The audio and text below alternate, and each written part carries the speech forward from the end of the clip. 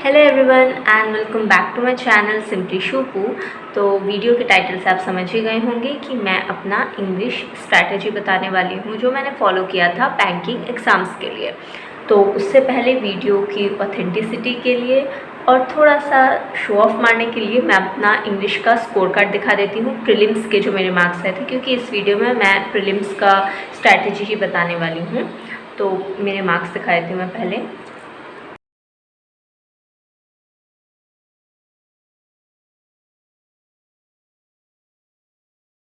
तो ये थे मेरे मार्क्स इस ईयर जो मुझे आए थे। बट अगर आपको ऐसा लग रहा है कि मैं स्टार्टिंग से ही ये मार्क्स ला रही थी, तो नहीं, मैं आपको अपने पिछले साल का, मतलब इस साल के पिछले साल का स्कोर कार्ड दिखाती हूँ, उसमें मुझे इंग्लिश में कितने मार्क्स आए थे। यस फ्रेंड्स, तो मैं उन्हीं आप लोगों में से ही हूँ, शायद आप लोग का इससे ज़्यादा ही आया होगा। तो मैं भी आप लोगों में से ही हूँ जिसको पहले 15 या 19 ऐसे मार्क्स आते थे, फिर वहाँ से 29, 28 जो मैं लाई हूँ वो ऑब्वियसली कुछ स्ट्रैटेजी में मैंने चेंज किया होगा, इसलिए तो वही स्ट्रैटेजी मैं आप लोगों को बताने वाली हूँ। तो सबसे पहले स्ट्रैटेजी से भी पहले हमें ये जानना होगा कि हम स्ट्रैटेजाइज किसके लिए करें। इंग्लिश में क्वेश्चंस क्या आते हैं, इंग्लिश का वो जो सेक्शन है उसमें किस टाइप के क्वेश्चंस आते हैं। तो मैं पहले बता देती हूँ, आप जितने, मैं प्रीलिम्स के बारे में ही डिस्कशन कर रही हूँ। तो आपके पास 20 मिनट्स रहेगा और 20 मिनट्स रहेगा और 30 क्वेश्चंस रहते हैं इंग्लिश में बैंकिंग में। तो उसमें से आपको सबको यही टाइम दिया जाएगा। अब कोई इसमें सारे अटेम्प्ट कर पाएगा, कोई कुछ अटेम्प्ट कर पाएगा, और सबकी एक्यूरेसी भी ऊपर नीचे इस हिसाब से होती रहेगी। तो क्वेश्चंस किस टाइप के आते हैं हर बैंकिंग एग्ज़ाम में, जो मेन बैंकिंग एग्ज़ाम्स जिनके बारे में हम जानते हैं, उनमें क्या होता है कि सबसे पहले आपका आता है आरसी, मतलब सीक्वेंस अलग हो सकता है लेकिन यही क्वेश्चंस आते हैं। आरसी यानी कि रीडिंग कॉम्प्रीहेंशन। रीडिंग कॉम्प्रीहेंशन में वो लोग एक पैसेज दे देंगे, अनसीन ऑब्वियसली, तो वो पैसेज दे देंगे और उससे रिलेटेड 8 या 7 कभी 10 क्वेश्चंस, मतलब ऐसे क्वेश्चंस रहते हैं, हमें वो आरसी पढ़ना है और हमें फिर उसके बाद में आंसर्स देने होते हैं। तो ये फर्स्ट टाइप होता है आरसी। नेक्स्ट होता है क्लोज टेस्ट। क्लोज टेस्ट जैसा कि आपको पैसेज दे देंगे, बीच में fill in the blanks type questions आते हैं। फिर उसके बाद में आपका आता है ये हो गया, और हाँ, पैराजम्बल्स। फिर पैराजम्बल्स आएगा जिसमें कि अलग अलग टाइप के पैराजम्बल्स होते हैं। या तो उनका पैराग्राफ दे देंगे और उसमें बोलेंगे कि इसको सीक्वेंस वाइज अरेंज करो, सेंटेंसेस दे देंगे, जैसे 5-6 सेंटेंस दे देंगे, फिर उसके बाद में उसको अरेंज करना होता है। या तो कभी कभार ये सेंटेंसेस ऐसे देंगे, तो एक प्रॉपर सेंटेंस होता है उसको डिवाइड कर देते हैं और बोलते हैं कि इसको सीक्वेंस में अरेंज करो और एक सेंटेंस बनाओ, ठीक है। तो ये जम्बल टाइप होगा क्वेश्चन। नेक्स्ट होता है, वो होता है एरर डिटेक्शन। अब एरर डिटेक्शन में क्या होता है कि अब वो भी अलग अलग टाइप से देते हैं। कभी कभार आपको क्वेश्चन अगर हार्ड बनाना हो उन लोगों को, तो वो क्या करेंगे कि 1 2 3 4 5 ऐसे करके 5 आपको सेंटेंस दे देंगे, उसमें से आपको बोलेंगे कि करेक्ट वन ढूंढ के निकालो, इनमें से कौन सा करेक्ट है या इनमें से कौन सा रॉन्ग है। या तो ऐसे दे देंगे, या तो अगर उन्हें थोड़ा ईजी साइड में कभी रखना होता है तो वो लोग क्या करते हैं, एक ही सेंटेंस होता है उसको पार्ट्स में डिवाइड कर देते हैं और बोलते हैं कि इनमें से किस पार्ट में एरर है या फिर इनमें से किस पार्ट में मतलब एक पार्ट इनमें से सही होगा, वो बताओ कौन सा है। तो ये होता है एरर डिटेक्शन। तो मोर और लेस हर पेपर में यही क्वेश्चंस आते हैं। और रही बात वोकैब की, तो वो आपके आरसी में ही चेक हो जाती है जनरली, उसमें अलग से दे देंगे कि आप ये ढूंढ के निकालो कि इसका मतलब क्या होगा, सिनोनिम निकालो या एंटोनिम निकाल लो वो पैसेज से ही। तो ये है हम लोगों का इंग्लिश का पेपर। अब यही पेपर आएगा, सीक्वेंस अलग होगा, इसी टाइप में जनरली क्वेश्चंस आते हैं। तो अब हम लोग को जानना है कि अब हम इस एक एक टाइप के क्वेश्चन के लिए कैसे प्रिपेयर करें। तो सबसे पहला हम आरसी के लिए देखते हैं। अब आरसी में क्या है, आपको पैसेज पढ़ना है और आपको पैसेज समझना है। तो इसके लिए हमें क्या करना होगा, प्रैक्टिस रखनी होगी कि हमें रीडिंग की प्रैक्टिस होनी चाहिए।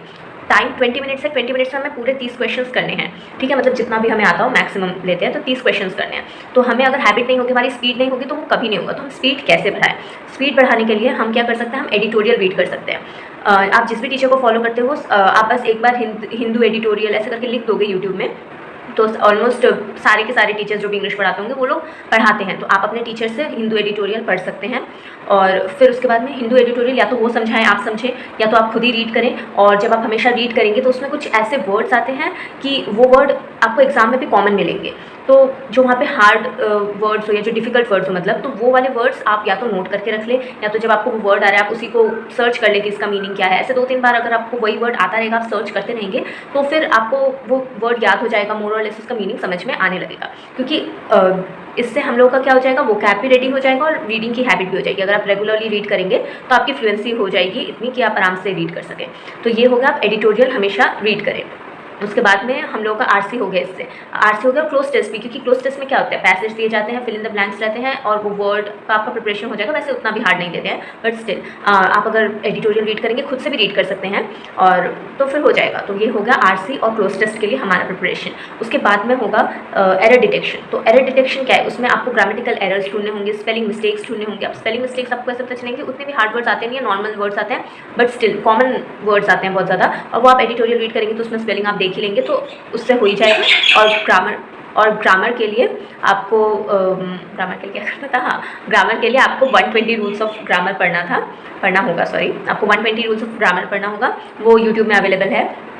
या तो आप ऐसे, अगर आपका इंग्लिश ऑलमोस्ट थोड़ा बहुत आता है, अगर आपको उतना नहीं आता है तो जैसे पता नहीं, मेरे केस में तो ऐसा है कि मुझे नाउन प्रोनाउन ये सब उतना समझ में नहीं आता है, और पता नहीं मुझे शायद ज़रूरत भी नहीं पड़ा, पर आपको अगर पढ़े तो आप देख लें, आप पढ़ सकते हैं, लेकिन मेरे ख्याल से 120 रूल्स ऑफ ग्रामर सफिशिएंट है। ओके, तो ये हो गया आपका आरसी इन सब के लिए। फिर उसके बाद में उसमें क्वेश्चंस रहते हैं पैरा जंबल्स के, वो तो अगर आप इतना एडिटोरियल रीड करेंगे और 120 रूल्स ऑफ ग्रामर करेंगे तो वो पैरा जंबल्स हो जाएगा आपसे।